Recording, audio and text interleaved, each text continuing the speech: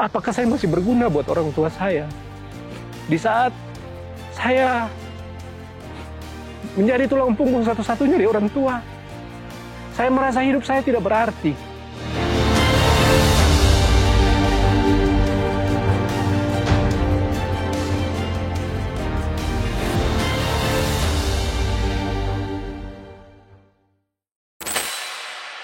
Tepatnya tanggal 16 Agustus, saya tiba pertama kali di rantau di Timika, tepatnya di Kabupaten Mimika. Dengan tujuan ingin merubah nasib, ingin merubah kehidupan keluarga saya ke arah yang lebih baik. Dan singkat cerita, saya melamar akan pekerjaan yang lain. Yang tersedia waktu itu hanya seorang security. Itu pekerjaan yang baru buat saya. Dan saya sebenarnya jujur dari hati tidak pengen menjadi security. Karena terpaksa saya sudah tidak punya pekerjaan. Istri saya sudah ada di waktu itu di Timika. Kami sudah kontrak tempat tinggal waktu itu. Saya tidak lupa kos-kosan kami 450.000 kamar saja. Saya memutuskan untuk mencari pekerjaan lain. Di saat itu pekerjaan saya mengojek. Semua ini saya rahasiakan dari keluarga saya. Singkat ceritanya saya diterima. Saya terima di salah satu perusahaan kontraktor, tepatnya bekerja di Lowland. Saya kerja 8 bulan menjadi seorang cleaning service. Akhirnya ada suatu tawaran yang datang kepada saya. Singkat cerita, saya pun bekerja sebagai ekspeditor. Menerima barang dari perusahaan tersebut, dari supplier lokal, saya kirimkan ke perusahaan ke dataran tinggi. Saya ditawarkan untuk menjadi seorang pengawas. Kurang lebih selama 1 tahun saya bekerja sebagai pengawas, sampai suatu ketika ada suatu masalah dalam kehidupan saya muncul di akhir tahun 2018. Di situ ada bentrokan yang terjadi antara saya dengan pimpinan di kontraktor saya, karena saya merasa itu yang mereka lakukan tidak jujur. Ketika saya cuti di bulan Desember tahun 2018, saya pulang kampung ke Manado dan saya tidak kembali lagi ke Timika. 2019 itu saya balik dengan tidak bermodalkan apa-apa. Saya menjadi tukang ojek di Timika. Pekerjaan serabutan saya rasakan. Di tahun 2020 itu, musibah pun terjadi dalam kehidupan saya. Bapak saya kembali menderita stroke untuk kedua kalinya. Di saat situ, saya berpikir, Tuhan,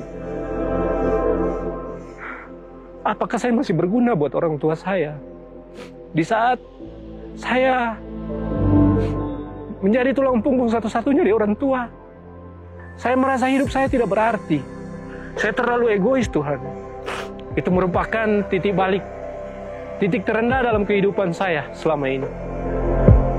Suatu ketika saya duduk di tempat tinggal saya, tempat sewa saya hanya bermodalkan wifi dari tetangga. Saya coba searching di YouTube agar supaya menguatkan iman saya tidak mau pergi ke hal-hal yang negatif. Akhirnya saya menemukan siaran yang membuat hidup saya lebih berarti. Dan siaran itu pemirsa sering lihat, itu adalah Hope Channel.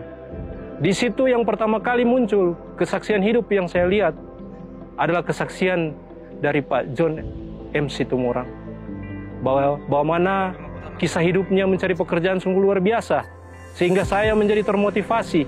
Saya mendengar, sering melihat khotbah-khotbah dari Pendeta Jonathan Kuntara. Ada orang yang ketiga yang membuat saya termotivasi di dalam saluran tersebut, Pendeta Michael Palar. Dengan salurannya itu keren, yang membuat saya kehidupan sangat sungguh berarti.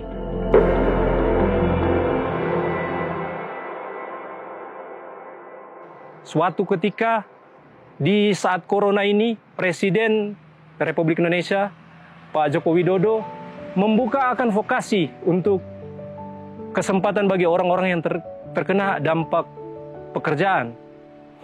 Tuhan pun menjawab doa saya. Saya ditempatkan di security bandara.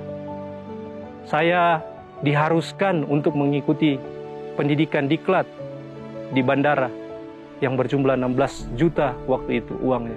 Saya tidak punya uang waktu itu. Saya memutuskan untuk resign, mencari pekerjaan lain. Tapi yang saya rasakan dalam kehidupan saya, Tuhan tak pernah putus-putusnya mengasihi saya.